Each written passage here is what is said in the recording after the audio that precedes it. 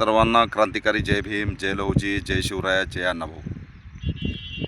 साहित्य सम्राट लोकशाहीर अण्णाभाऊ साठे यांच्या 106व्या जयंतीनिमित्त सर्वांना खूप खूप शुभेच्छा.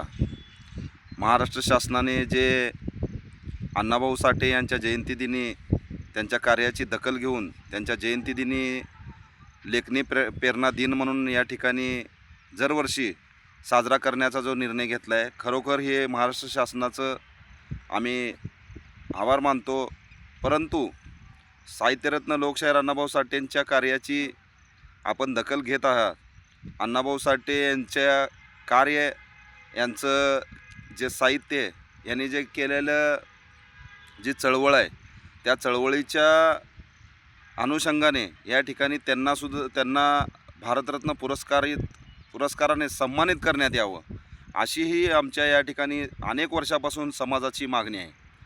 परंतु आज महाराष्ट्रामध्ये जे चित्र बघितलं, सध्याच्या परिस्थितीनुसार या ठिकाणी अनेक लोक जे गावकुसाबाहेर जे एक सोबत राहणारा समाज, या समाजात तेढ कसं निर्माण होईल, या समाजात वाद कसा निर्माण होईल, हेही या ठिकाणी खूप मोठ्या प्रमाणात सुरू आहे. आणि साहित्यरत्न लोकशाहीर अण्णाभाऊ साठे हे महापुरुष नाहीत असे म्हणणं, अण्णाभाऊ साठेंच्या इतिहासाबद्दल बोलणं, अण्णाभाऊची टिंगलटवाळी उडवणं, विश्वरत्न महामानव डॉक्टर बाबासाहेब आंबेडकराबद्दल वक्तव्य करणं, क्रांतिपिता लहुजी वस्ताद साळवे यांच्या विचारावर वक्तव्य करणं, हे अत्यंत चुकीच्या पद्धतीने आज महाराष्ट्रामध्ये होतं आहे. तर माझी या ठिकाणी सर्व समाज बांधवांना, दोन्ही समाज बांधवांना या ठिकाणी विनंती आहे की आपण असे कुठलेही कुणाची भावना दुखेल असं कृत्य करू नका. कारण महापुरुषाने कधी एका जाती धर्मासाठी काम केलं नाही आणि त्यामुळं आपण महापुरुषाला एका जाती धर्मा मर्यादित आपण ठेवणं हेही योग्य नाही. त्यामुळं आपण महापुरुषाबद्दल बोलणं, त्यांच्या इतिहासाबद्दल छेडछाड बोलणं किंवा त्यांची केलेल्या कार्याबद्दल शंका निर्माण करणं किंवा त्यांच्याबद्दल वाईट वक्तव्य करणं हे अत्यंत चुकीचं आहे. दिवसांदिवस समाजात तेढ निर्माण होत चाललेला आहे.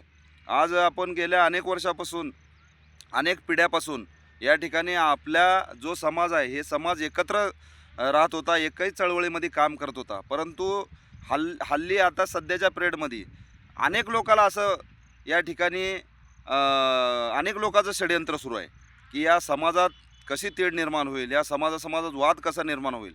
तर आपण असं न करता, विश्वरत्न महामानव डॉक्टर बाबासाहेब आंबेडकरांनी आपल्याला भारतीय संविधान दिलं आणि त्या संविधानाच्या माध्यमातून बघा पूर्वीचा काळ कसा होता. पूर्वीच्या काळात गळ्यात मडकं, पाठीला झाडू असा अन्याय अत्याचार की माणसाला माणूस समजत नव्हते. मग विश्वरत्न महामानव डॉक्टर बाबासाहेब आंबेडकरांनी आपल्याला माणूस म्हणून या ठिकाणी माणसात बसवलं आहे. त्यांच्या विचाराला बैमान होणं हे आपलं योग्य नाही. आणि साहित्यरत्न लोकशाहीर अण्णाभाऊ साठे हे 1.5 दिवस शाळा शिकून ज्यांनी इतिहासामध्ये एक असं नोंद केलं की शिक्षण न घेता एवढं मोठं साहित्य लिहिलं. अण्णाभाऊच्या साहित्याचं आज या ठिकाणी रशियासारख्या देशामध्ये जय जयकार होतो. परंतु ज्या देशामध्ये जन्माला आले अण्णाभाऊ, त्या देशामध्ये मात्र अजूनही अण्णाभाऊ कळाले नाहीत काही लोकाला.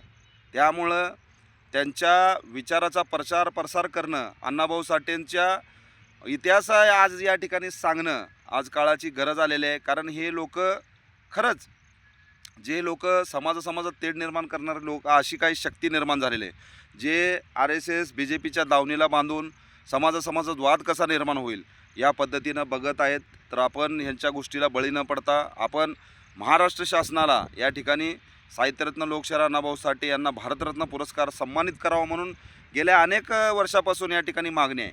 परंतु सध्या आता त्यांनी जे लेखना प्रेरणा दिन म्हणून असं घोषित केलेलं आहे अण्णाभाऊचं 1 ऑगस्ट दिवशी, तर ह्याच्याही पुढं जाऊन आपल्याला या माध्यमातून असं शासनाला धारेवर धरून, शासनाला पाठपुरावा करून साहित्यरत्न लोकशाहीर अण्णाभाऊ साठे यांना भारतरत्न पुरस्कारित सन्मानित करावा व त्यांच्या जयंतीदिनी शासकीय सुट्टी जाहीर करावी, ही या ठिकाणी आपली मागणी असली पाहिजे. समाजात वाद निर्माण करू नका, दोष निर्माण करू नका. आपण एका आईचेच लेकरं आहात, आपण एकच आहात.